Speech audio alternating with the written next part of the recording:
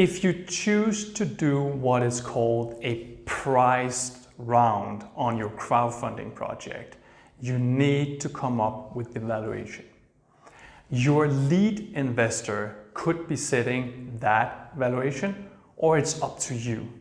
It's kind of a job that you need to navigate in your deal sheet, which we were talking about before.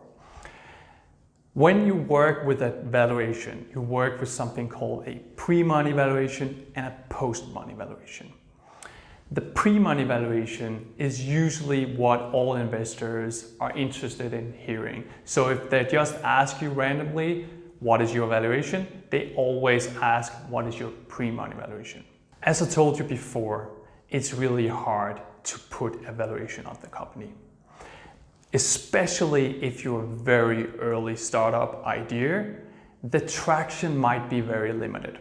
If you want to rely on anything in the beginning on a priced round and you want to defend your valuation, it should rely on what kind of experience you put in to your idea, startup or business. One of the good things about doing a priced round as crowdfunding is the fact that it's so transparent to all investors that other investors are committing to that valuation that you put in.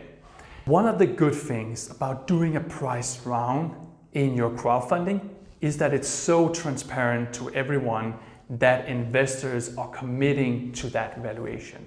And that is very much different in the offline world, where you have to go door to door to every investor and you have to come back to them and say, now this investor has accepted the offer, this one has accepted the offer, and so on, to get momentum.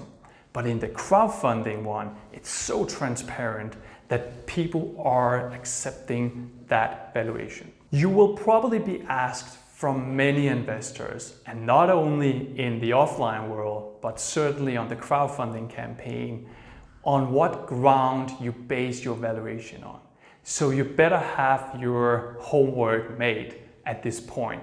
Use your deal sheet, use whatever traction you have to build up the arguments for what kind of valuation that you're bringing to the table.